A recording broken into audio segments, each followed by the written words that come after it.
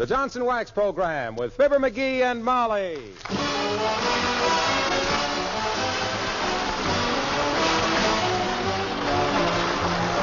The makers of Johnson's Wax products for home and industry present Fibber McGee and Molly with Bill Thompson, Gail Gordon, Arthur Q. Bryan, and me, Harlow Wilcox. The script is by Don Quinn and Phil Leslie. Music by the King's Men and Billy Mills Orchestra.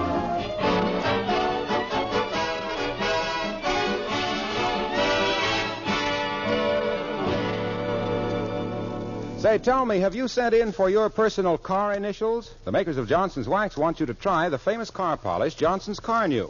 So, to listeners who buy Car New, they're sending 2 sets of personal car initials, tastefully designed in striking gold color, half an inch high. They give your car a smart personal touch. Only take a minute to apply. Let me tell you how to get your 2 sets of personal car initials. 1 set of 3 initials for each side of your car. First, buy some Johnson's Car New. Then send the sales slip or the name of the dealer from whom you bought your car new, together with a stamped, self-addressed envelope, to Fibber McGee and Molly, Racine, Wisconsin.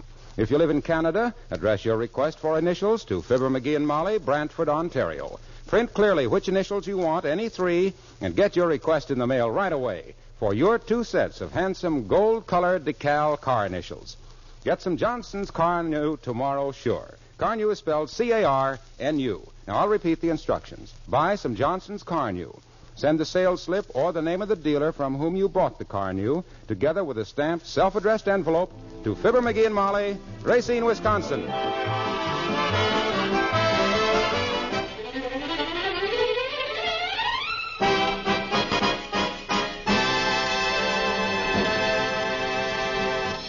June, as the song has it, is busting out all over. The rich are varnishing their yachts, the poor are laughing at the coal dealer, and the great middle classes are planning picnics, like Fibber McGee and Molly.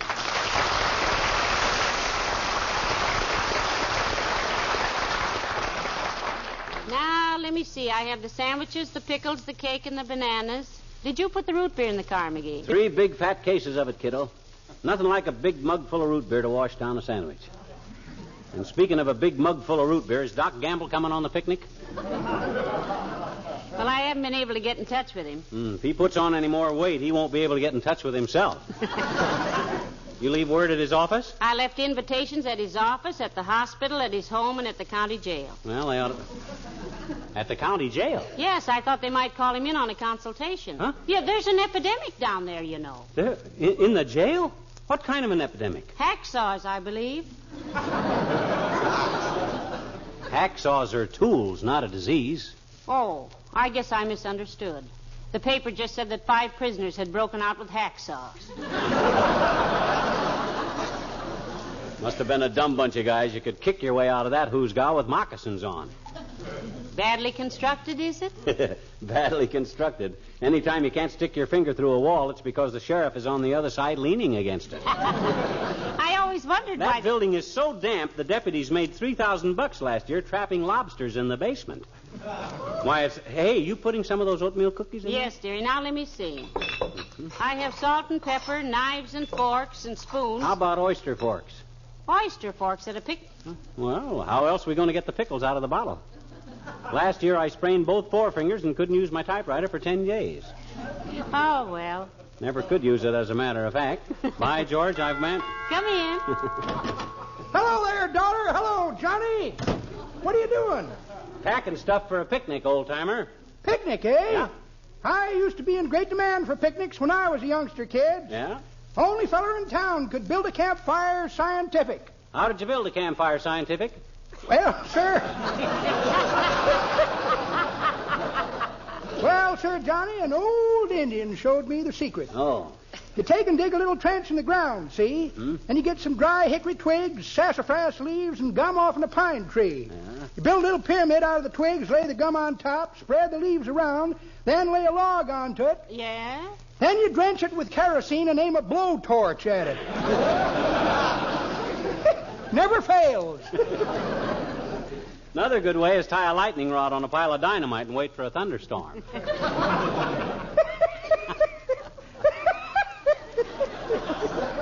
That's pretty good, Johnny. But that ain't the way I heard it. The way I heard it, one feller says to t'other feller, says, I see where England has finally decided what to do with India. Is that so, says t'other feller. What they gonna do with it? Just what everybody told them to, says the first feller. Give it back to the Indians. Well, may not be funny, kids, but it's topical. Say, would you care to come on this picnic with us, Mr. Oldtimer? No, you're sweet, daughter, but no thanks. You know what I always say? Fresh air's all right if you don't inhale. Well, I just dropped in to say howdy. Howdy. Howdy. Howdy. Howdy.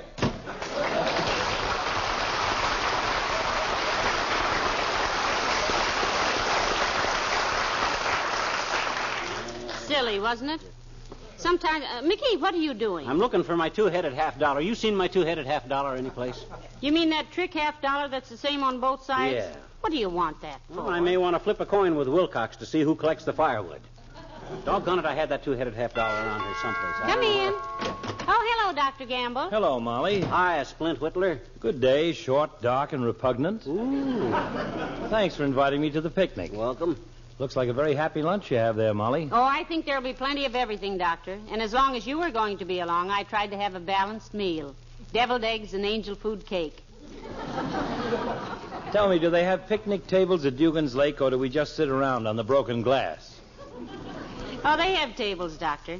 Are you going to swim? Yes, I think I might. Great exercise, swimming. Takes it off in the right places and puts it on in the right places.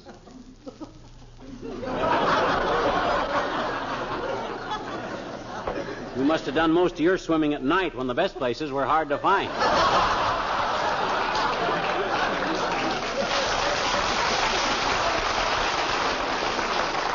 McGee, don't be so insulting. That's all right, Molly. Did you ever notice that everybody at Dugans Lake gets out the fishing tackle when McGee goes swimming? They want to go after the fish while they're still laughing. What time is this picnic, by the way? 4 o'clock, Doc. I'll be there.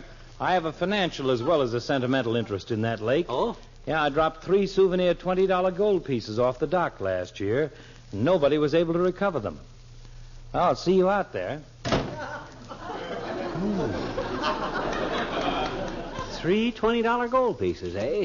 Doc lost them off the end of the dock, eh? Well, anything that mug can lose, I can find. Where's my swimming trunks? Now, you take it easy, dearie. You're not a very good diver, you know. For $60, I'll bring up the Lusitania. Come on, let's be the first ones at Dugans Lake. Oh, brother, I can use $60 like Brittle can use peanuts. Get your hat, kiddo. I got the basket. You grab the ant powder. Come on, let's go. We gotta get...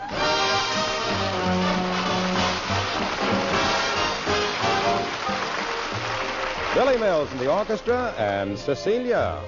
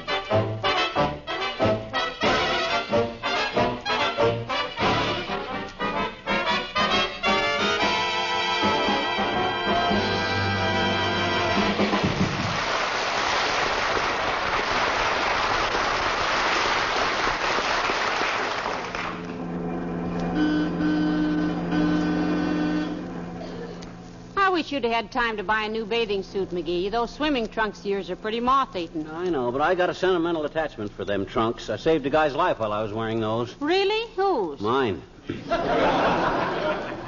They fit so bad I didn't want to go buy any hamburgers, so I swam on my empty stomach. Otherwise, I might have got cramps and drowned on... Yes, sir, I was... Oh, stop, McGee. There's Wallace Wimple. We told him we'd pick him up, you know. Gotta get them brakes fixed. Well, hop in, Wimple, old man. Hello, Mr. Wimple. Hello, folks. My, we're glad you could come on this picnic, Mr. Wimple. Yeah, how'd you get away from Sweetie Face for the day, Wimp? You mean my big old wife? Yes, did she object to your going on the picnic, huh? What could she do, Mrs. McGee? I just put my foot down. My gosh. At last, eh? You really put your foot down, Mr. Wimple. Yes, I did. I put my foot down and waited. Nothing happened. Then I put my other foot down. Nothing happened. So I just dropped out of the tree and ran like everything. What were you doing up in the tree in the first place, Wimp? Reading my bird book. Your what, Mr. Wimple? My bird book. And the silliest thing happened while I was sitting up in that tree. Yeah? A little bird flew up and squatted down on my head like it was a big egg. It was so cute. What kind of a bird was it, Wimp? That was the silly part of it, Mr. McGee. I looked it up in my bird book, and it was an Arkansas nuthatch. Did I ever tell you about the feeding habits of the green-winged Montana twiddle? Twiddle? Yes. A twiddle is like the South Dakota duck-billed gillfinch, except it has wing flaps. Oh. Well, during the mating season, which is from February to January, the twiddle eats nothing but radishes, and when it sings, it sounds like, pardon me, pardon me, pardon me. The female twiddle has a great big...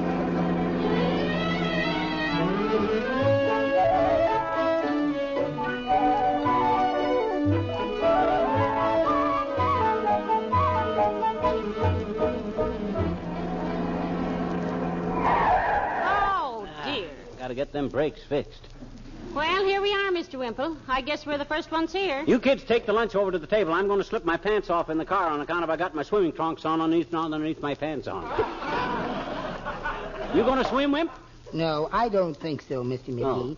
But if somebody will keep an eye on me, I might wade a little. I'll hang on to the end of your necktie, Mr. Wimple. Say, will you please help me with these baskets? Certainly, Mrs. McGee. I'll take this one, and you take that one. There's 3 cases of root beer in the back, Wimp. I'll be with you as soon as I take a quick plunge. My, these baskets are heavy, aren't they, Mrs. McGee?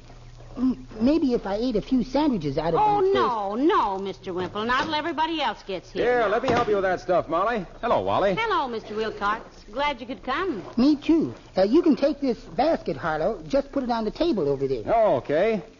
You know, this picnic was a wonderful idea. I always think that... Where's Fibber? Well, he's in the trunk of the car putting on his back seat. What? Oh, wasn't that silly of me? He's in the back seat putting on his trunk. He wants to take a plunge before we eat. That's peculiar. When did he start feeling so athletic? I've been on picnics with him before, and he usually just Here I sits... come. Watch this dive off the end of the dock. One side, everybody.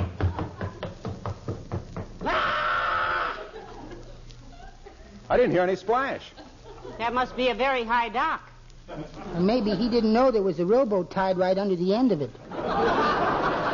A rowboat? Heavenly days, why, them poor man... That's the dad-ratted lame brain that tied this boat down here. I'd like to busted my neck. That's what it was, the rowboat.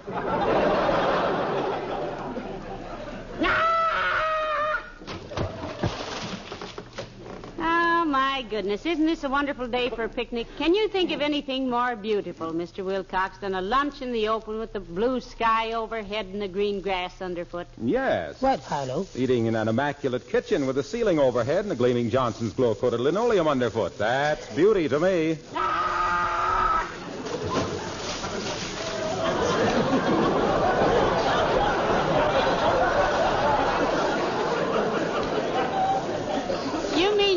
rather eat in a stuffy kitchen than out here at lovely Dugans Lake, Mr. Wilcox? Why, sure. A modern kitchen isn't stuffy anyway, and with glow coat brightening and beautifying the floor, it's the pleasantest room in the house.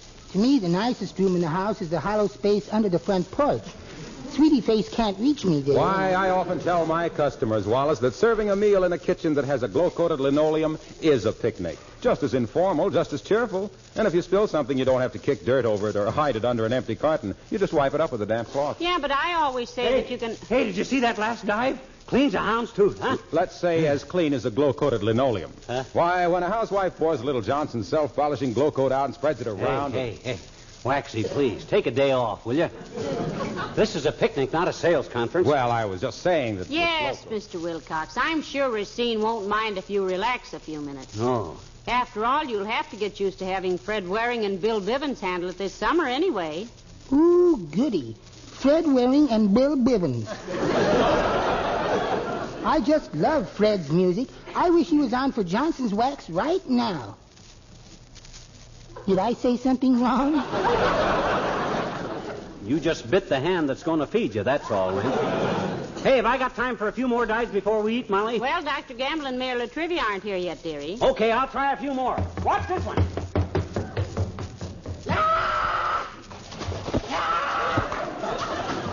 Hey, did you see that? He landed on his stomach and bounced. He certainly stays underwater a long time, doesn't he? Oh, yes. He's learned to hold his breath for 13 weeks at a time, Mr. Wimple. Options, you know. Oh, here comes Mayor Latrivia. You, Mr. Mayor, over here. Who's that with him? Oh, it's the little girl who lives across the street from you. Hello, Your Honor. Hello, Teeny. Hello, Molly. Hello, Wimple. Well, now that everybody's here but Dr. Gamble, I guess I better go start the lunch, huh? I'll help you, Molly. So will I. Stay and eat with us if you like, Teeny. There's plenty of everything. I told you you'd be invited if you walked in here with me, Teeny. I'm the Elsa Maxwell of the picnic ground. Oh. Well, gee, it does look like you need more women at this party. Oh. What's that, a big fish? That's a matter of opinion, Teeny. Mr. McGee just dove off the end of the dock. Oh. Gee, this is going to be fun, I bet you. I love picnics, Mr. Honor.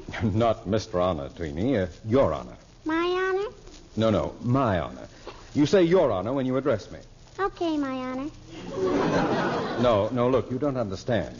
The chief executive of a city is called His Honor the Mayor. Oh. Personally, I'd just as soon be called Mr. Latrivia, but custom decrees that I be spoken to as Your Honor or Mr. Mayor. You understand? Well,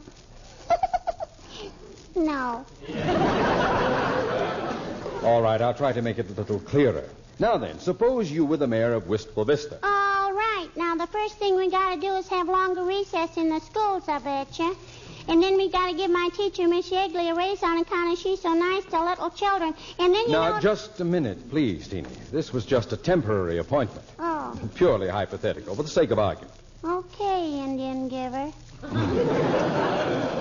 If you were the mayor, I'd come up to you and say, "Ah, there, good morning, Your Honor." As it is, you say the same thing to me. I can't, I betcha. Why not? It isn't morning, it's afternoon. That's beside the point. I was merely trying to...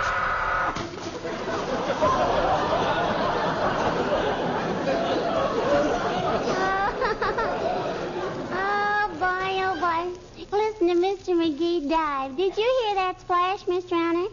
It is not Mr. Honor. It's Mr. Mayor. It is not, I bet you. It's Mr. McGee. I saw him when he jumped in. I didn't mean who I am. I mean, I didn't honor the man who jumped into the mayor. Oh, no. Now, give it a chance, Mr. Honor. You addressed me as Mr. Dive. Honor. And the man who McGee'd into the splash. The I was... You said...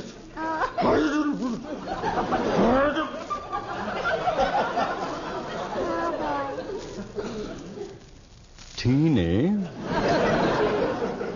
Yes, Mr. Honor? When you grow up, if ever, you will be... Oh, wait, here comes Mr. McGee, Mr. Honor. Oh, boy, are those ever funny-looking bathing trunks, I bet you. Hi, Mr. McGee. Hi, Teeny. Oh, hi, Latriv.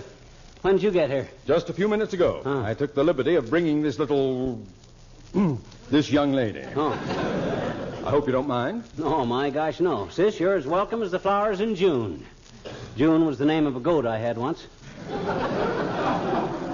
She ate a dozen roses, and it was a great improvement. Thanks, Sister McGee. I just love picnics. Now you do, eh? Yes, I says you do, eh? Do what? Love them. Love what? Picnic. I know it. Hey, where'd you get those bathing trunks, mister? Where'd you get them? I was about to ask the same question, McGee. They seem to have a drape shape with a slack back and a drip hip. Yeah. These are my old track pants, Latrivia. I've clung to them like they're clinging to me right now. And just because I made the mistake of hanging them up for 20 years by the seat, Hey, is that safety pin still in there where I tore them a little bit? Sure it is, mister. It hardly shows unless somebody notices it. I was about to suggest that you... All right, everybody. Soup's on. Come and get it. Swell. I got a great appetite. Run and get the blanket out of the car, will you, Teeny? I don't want to catch cold in these wet trunks. Okay, mister. McGee, before you sit down, Huh? that safety pin, did you get congressional authority for that? Congressional authority? What has Congress got to do with a safety pin in my swimming trunks? Rent control. Oh. Coming, Molly. Move over.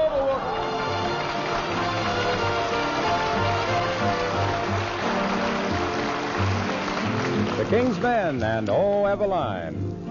Oh, Eveline, my Eveline, oh, whisper to me, honey, you'll be mine. Way down yonder in the old cornfield for you I pine. Sweeter than the honey to the honeybee. I love you, say you love me. Meet me in the shade of the old apple tree. Heavy, heavy, heavy Eveline. Oh, Eveline, be mine.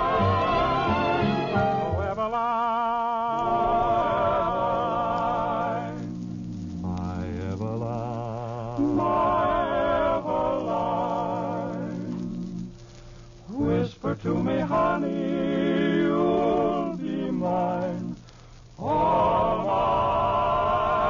mine, way down yonder in the old cornfield.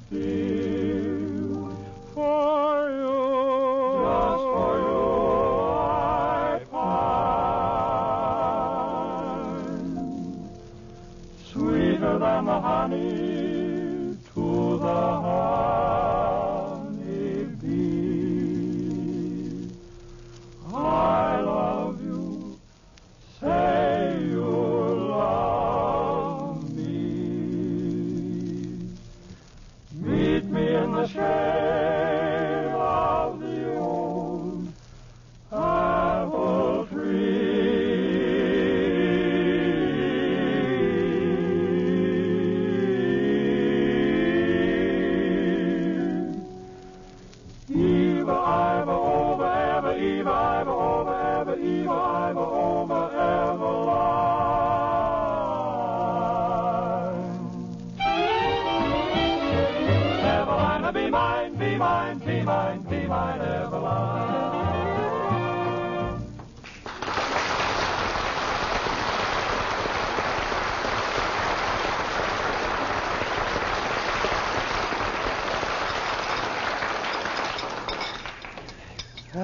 Molly, that was the best picnic supper these tired old teeth ever got together on. Well, thank you, Doctor. I was afraid for a while you weren't going to come. What delayed you, Fever Chart? Somebody tried to sneak out of the hospital without giving you his gold filling? No, one of the nurses asked me to remove a small wart that was bothering her. Oh, really? How'd you treat the wart, Doc? With considerable respect. Huh? His father is our wealthiest patient. Can I have another piece of that cake, Molly? Why, certainly, Doctor. As soon as Mr. Wilcox and Mr. Wimple and Teeny get back with some firewood, we'll make a fire and roast marshmallows, huh? No, you go ahead. But I'm going in the lake again in a few minutes, as soon as I think it's safe after eating. My boy, after what you stowed away, you are liable to get cramps in anything better than a heavy fog up until April of 1967. Furthermore, here come the boys and Teeny with some firewood. Bring it right over here, everybody. Here's mine, Molly. Dump it right here. That's right, and thank you. It's quite a hefty batch of kindling, Junior. What'd you tear down, a boathouse? Oh, look how much I got, everybody. everybody. Well, good for you, Teeny. That's wonderful. Just drop it on the pile there. Okay.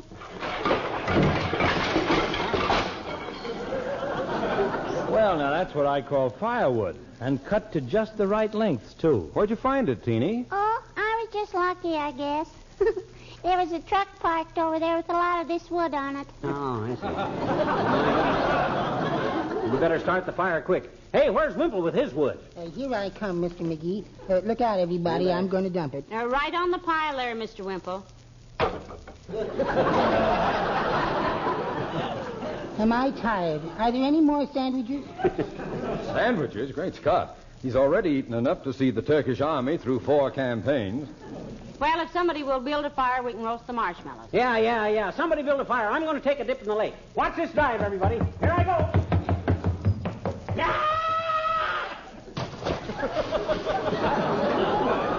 I never saw a man so enthusiastic about diving. What goes with him, Molly? Well, I suppose he has his reasons, Mr. Wilcox. I have a theory about it.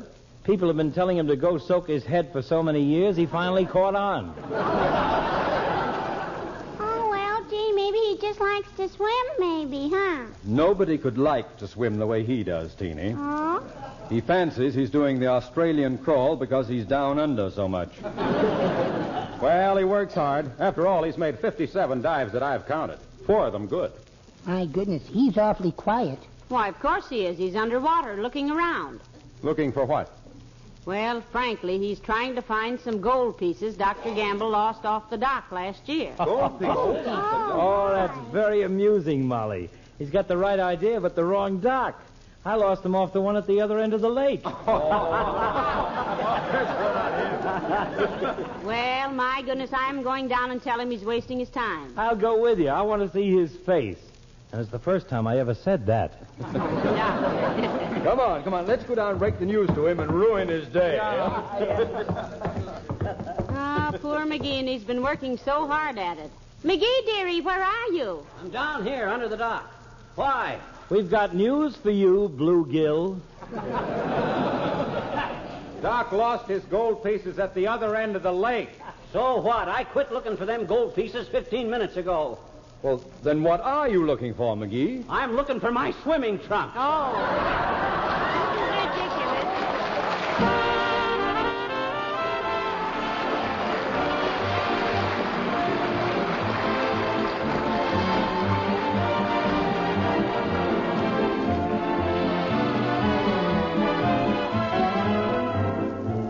I suppose a lot of you folks have seen the famous Broadway play, Life with Father. Well, next Saturday night, this hilarious stage comedy will break the world's record for long runs. Do you know how the property manager keeps the stage furniture and settings in Life with Father bright and shining? You guessed it. He uses our old friend Johnson's wax. The property man says, boy, is Life with Father ever hard on furniture. When we're on the road, it's just as if I moved my household every few days. The only reason our set looks so well is because we treat it well. We wax it regularly with Johnson's wax. Before the curtain goes up, we give the furniture a final quick dusting, and even in the glaring spotlights, the set always looks clean and shining. Unquote. Well, there you are, another polished performance for genuine Johnson's wax. Everywhere you go, you find this grand product protecting and adding sparkling beauty to all kinds of floors, furniture, and woodwork. America's favorite, Johnson's Wax, paste, liquid, or cream.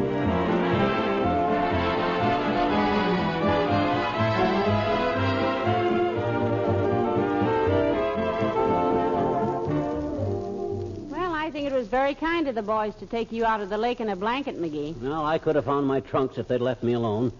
I'd barely got started. You'd what got started? Barely. Mm-hmm.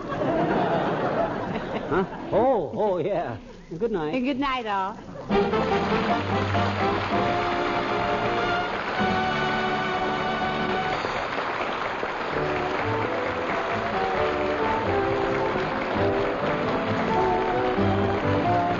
This is Harlow Wilcox, speaking for the makers of Johnson's Wax products for home and industry, inviting you to be with us again next Tuesday night. Good night.